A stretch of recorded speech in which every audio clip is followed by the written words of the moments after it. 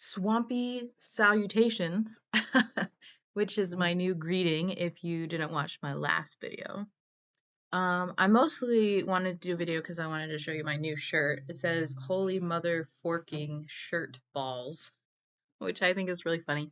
It's from The Good Place, which is one of my favorite TV shows. And you can't swear. So The Good Place is like heaven, basically. You can't swear there. And if you try to swear, like the word that comes out of your mouth is a clean alternative. So forking, shirt.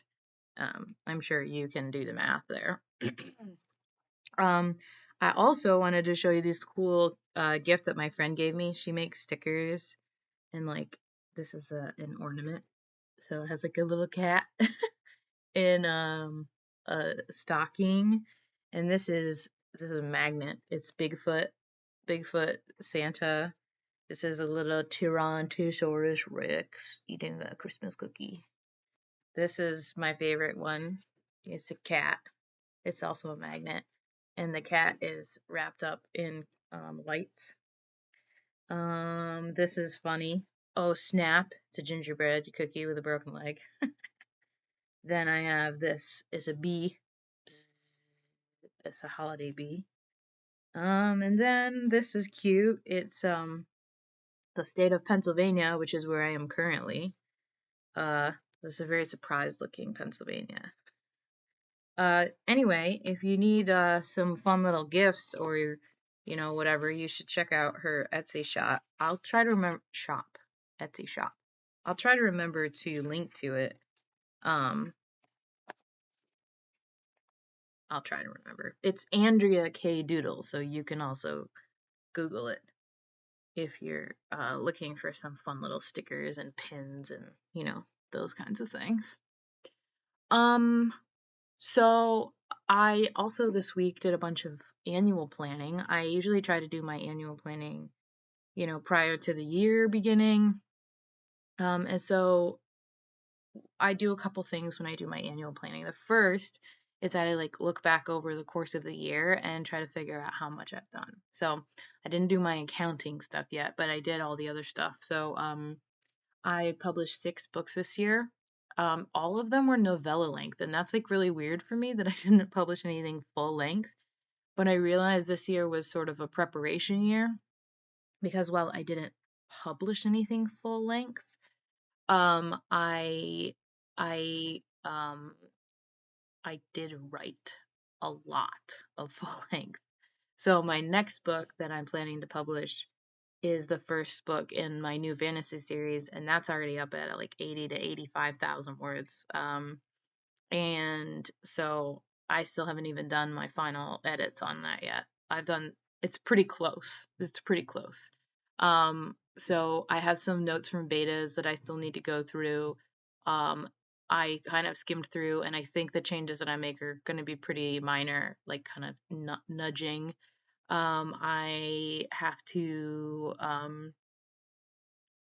do the proofreading notes for my proofreader. And then typically what I do is I do 2 final read throughs. One is just kind of reading through after all of the changes have been made. And then the final one, I convert it to an ebook and put it on my phone and then I read it. It's like very interesting because it's like a very different experience to read the book on my phone than it is to read in a manuscript. It's also very different to read in a paperback, but it's much easier to read it on my phone. And then I take notes, any proofreading things that slip through, any minor inconsistencies that slipped through. Um, Once all of those steps are done, then I'll move into the formatting phase. I have maps for this series, so I have to do the design on the maps. That should be fun. And then what else do I have to do? And the covers. So the covers I'm doing myself this year or this time around. I have some covers that I really like, but I might try again and use the same concept. But we'll see how much time I want to invest in doing this. I kind of go back and forth. Like, if I hired people to do these things, then I would have a lot more time back, but it's also really expensive to hire people to do them. And doing them myself really helps me develop my skills. Um, Anyway, I think if everything goes as planned, next year will be a high publishing year, in terms of like just a lot of production. But honestly, I'm also not sure because we might be moving this year, and anybody who's moved knows that moving is very time consuming. It's a lot of effort, and oh hey, this is my kitty cat. One of them, that's Rowan. She's old. She's 18 going on 19. Anyway, so 6 books published in 2023. Um, I had 2 in my Rove City universe, which is Fairy Tales in Space. I had 2 in my Writer's Reach series, which is a nonfiction. Those ones are shorter, but they take longer because it's kind of like a culmination of knowledge that I've developed, like acquired over my decade of doing this stuff. And like I did one about cliffhangers and I made like graphics to go along with it, like illustrative graphics. Instead of just like a ton of text, I replaced some of the words that I could have written with images, and I think that's better overall. And then I did 2 in my series of original fairy tales. So each one has 5 short stories in it, and those vary in length depending on how long the short stories are. And then I also include in those ones nonfiction essays because I'm a nerd. And I usually write about like why fairy tales essentially. Like, why am I writing about fairy tales? What's different? I do an essay in the beginning that kind of talks about what you're gonna read, and then I do one at the end that kind of talks about what inspired me to go through these stories and what's different about this collection than the other collections and whatnot. So, I also spoke, I think it's 6 conferences this year, which is like pretty significant for me. Um, Conferences, and well, I included in that I did like a master class for a writing association. So that's like a little bit different. And then I also did a couple workshops, like shorter workshops. So that's a lot. And I mean, I did so much writing this year, despite the fact that I was having like health issues and ended up on the couch a lot. I actually was pretty pleased with my output. I did a lot of painting this year too. I think I did something like 25 or 30 paintings, mostly of animals. I did a lot of sketching and drawing because I did like Inktober, so I had a lot of illustrations from that. And I played a lot of piano the first half. The second half, I haven't been playing as much. I've been having a lot of pain in my hands, and so I've been trying to save my hands for typing. And but I do miss playing. Um, so a lot of creative output this year, essentially. I did less marketing, but I made more. Well, I haven't done the actual math, but I'm pretty sure I made more money than last year. So I think that's good. I think it just means that my brand is becoming more established and I'm becoming more effective in terms of like choosing what marketing I am doing and how I'm spending my time. And I'm being a little bit freer with my money. So my goal every month is to spend money on marketing. I have like a budget, and I try to spend that amount of money every month. And sometimes I do, sometimes I don't. Um, Sometimes I might spend more one month than a previous month, but generally speaking, I'm working really hard at like actually spending, and so it was pretty successful. So that's the first thing I do. I kind of look back and I see like what did I want to accomplish this year. So my goal for publishing every year is 6 to 8 books, and I did 6, which is obviously on the lower end. But I one of the books that I was planning on publishing, I decided to delay because I was enjoying writing the series and I didn't want to replace my writing time with publishing time. Um, and I'm actually really good because, or I'm really glad I did that because I'm in book 4 now of the series. This is the fantasy series that I mentioned a few times. And I feel like it's made book 1 so much stronger because I know the characters a lot better, so I can kind of go in and like really tweak and massage them based on who they are in future books. Um, I also know the world a lot better. I know the magic system. I can sprinkle in more foreshadowing and like really I don't know, just make the book stronger and add a little more layers. So I'm really glad I did that. Um, but it also means that I have more books in the queue moving forward. So I think let's see, 1, 2, 3, 4, 5, 6. 7. So I have 7 books in the queue, which is actually kind of light. Well, I guess I have 2 that I've sort of set aside and have been working on. So 9 if you want to count those two. I'm not sure what I'm going to do with those two. One's full length. I finished the first draft of it. But I think I want to go back through and do dual perspectives. So I'm adding the perspective of one of the other characters.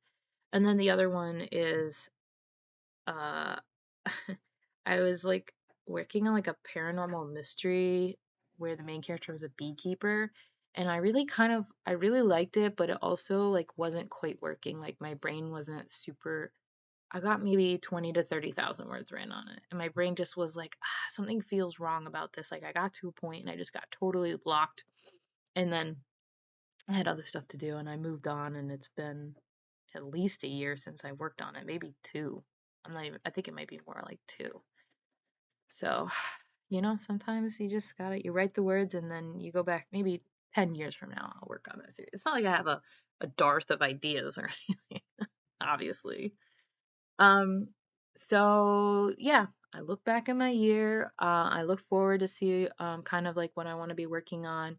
I do include all my creative work when I do these sorts of um, annual look backs. It's kind of like Ariel wrapped, like Spotify wrapped, but um, I try to include because I think that writing is just one part of my creative person, and I don't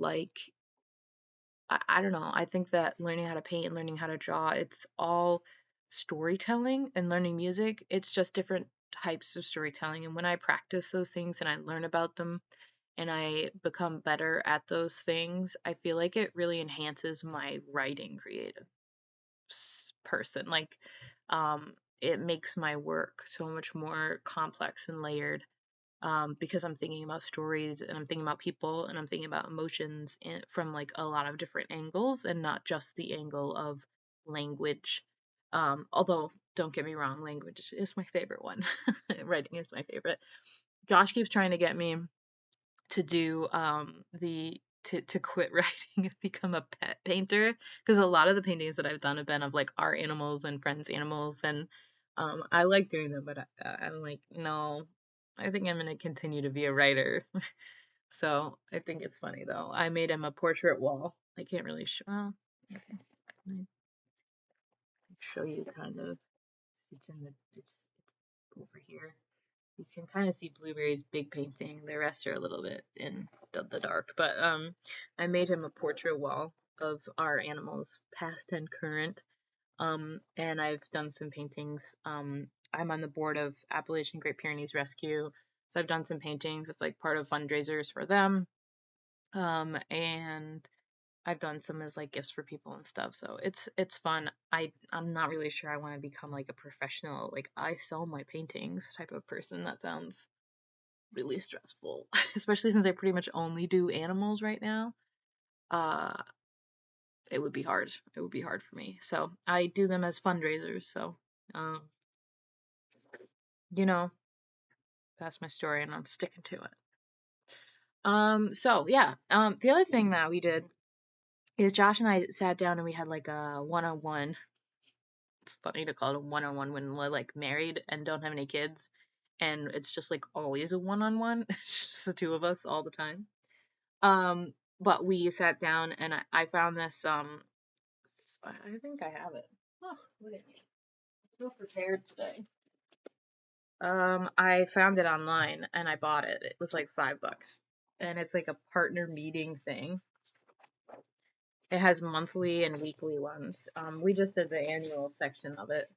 And it asks questions like, if you had to describe this year in 3 words, what would they be? Um, And then, like, what were your 3 most joyful memories from this year? That one was really fun because we didn't just do 3. We started with 3 and then we just kept thinking of more. And I think we came up with between us like 1, 2, 3, 4, 5, 6, 7, 8, 9. Oh, that's the same one for both of us. 9, 10, 11, 12.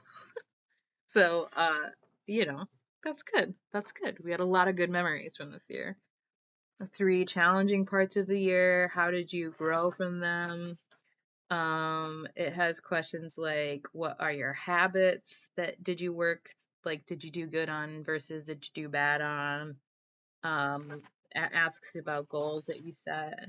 And then it has this like handy dandy chart for like your goals for next year, and it organizes them by different categories. And then it's just like, I don't know, I just thought it was kind of like a cool way to just be on the same page about stuff. And we wrote it all down so we can like check on it. And we're kind of flexible, so if these goals and these like ideas don't work for us 3 months from now, then we abandon them and we figure out something that does, because sometimes just life happens and things change. And we've been really trying to figure out how to adapt as my health like is very inconsistent and hard to sort of navigate. um so generally, I think I did a lot of good planning work. I also did, oh, my vision board. I've been sitting in this chair a lot, so everything is like right here. My vision board is, so I made my vision board with stickers because I'm a big sticker person. The reason I did a vision board is, so for my Discord server, um, you can go to writeallthewords.org. We've been creating these bingo challenges every month where you can get 5 and get a bingo, or you can do like a total blackout, however you want to do it. And it's just like things you can get done. So this December, we didn't have as many writing ones because most people don't have as much time to write and like get actual work done in December. So we put things on it like drink a holiday beverage, and like buy yourself a writing related present and take a nap, find a way to relax, stuff like that. And one of the items on the bingo chart was make a vision board. Now I don't usually do vision things. I think I've done one, and it was because I was at a writing thing where they had all of the supplies like the glue and the magazines and stuff.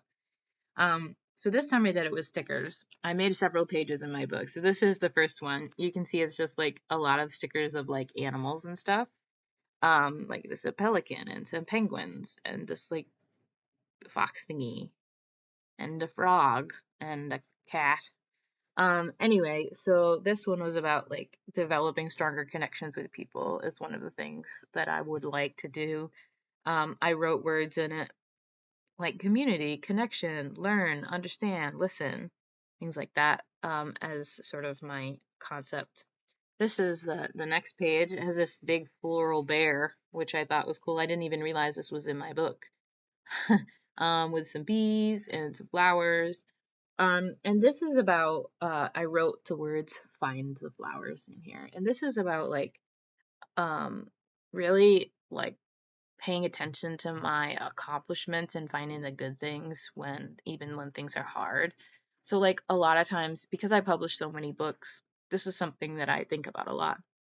A book doesn't seem like a big deal to me. It's like, oh yeah, I published another book, whoop-de-doo.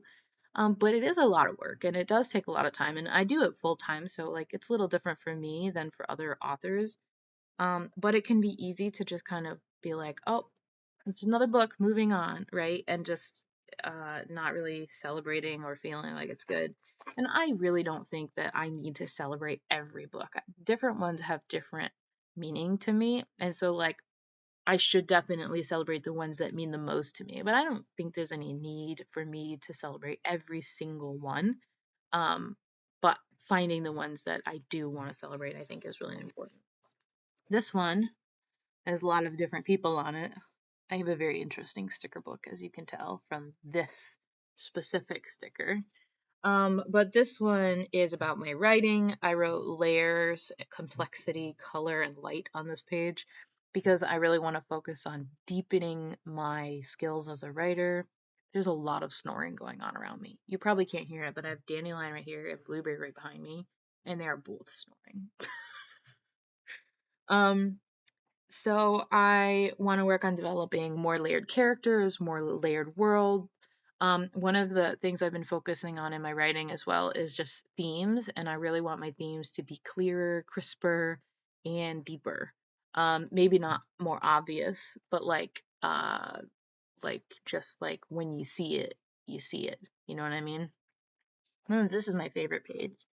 It's got all kinds of like ocean creatures on it. It's like an octopus and an eel, and I don't know what that is. A puffer fish and a whale and a jellyfish, fish, maybe a koi fish.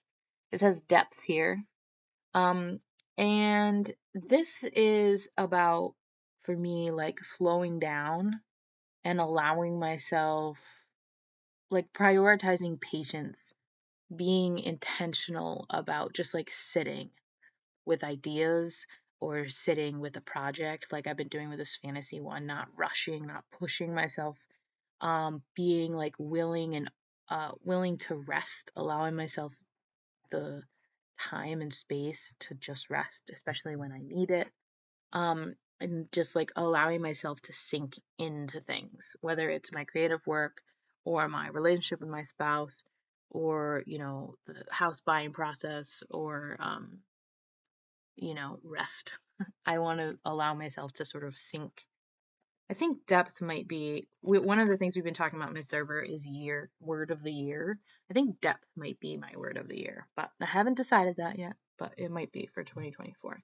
And then this last page with all of this eclectic collection is it's about, I guess it's about health in general, but it's about being intentional, and it's about reminding myself that all of the different things that we set goals for are also part of my writing goals. It's like, when you set exercise goals or when you set diet goals, or me, not you, but when I set exercise and diet goals, or when I set, walking goals, when I set house cleanliness goals or goals about my pets and my relationships, these all impact my writing because they all impact my physical health, they impact my mental health, they impact the things that I think about and the way that I feel.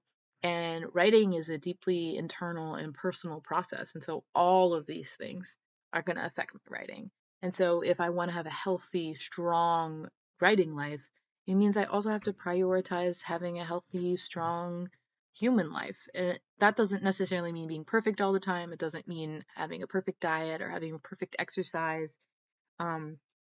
Or having, perfect, uh, you know, flossing habits or having perfect relationships. It just means being consistently intentional about making good choices and making better choices when I'm able to do so.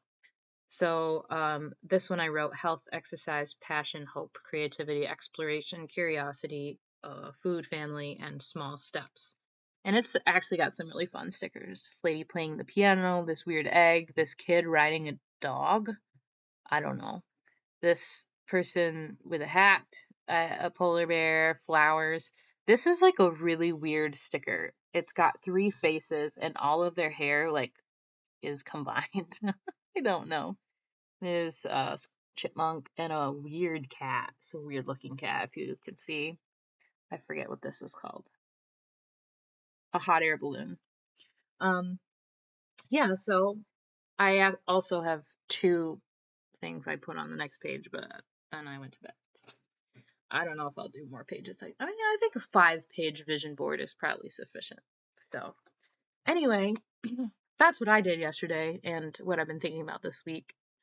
I'll probably do some more thinking about it because I am being intentional about depth. One of the other things that I really want to do too is I think I did a Google Doc of my annual goals last year. So I want to pop in there and kind of see what that looks like and see how much I accomplished and how I feel about, where I am now versus where I was then. So we'll see how that goes. But anyway, that's my story and I'm sticking to it. I should probably go help Josh. He's running around doing chores and stuff. But thanks for watching. I hope you have a great Saturday. Oh, I have a new sign off. How does it go? I know it was longer. Now we've mucked around. How does it go? Something about mucking around the swamp and now the swamp hags. Oh, now we've mucked around and had our fun. but now this swamp hag's day is done. It's so tacky, but I kind of love it. Oh, I forgot to show you that I'm wearing fun earrings. They're very noisy. They're like all these little leaves hanging together. Okay, we've mucked around and had our fun, but now this swamp hag's day is not technically done, but oh wait, we've mucked around and had our fun, but now this swamp hag's video is done. Oh yeah.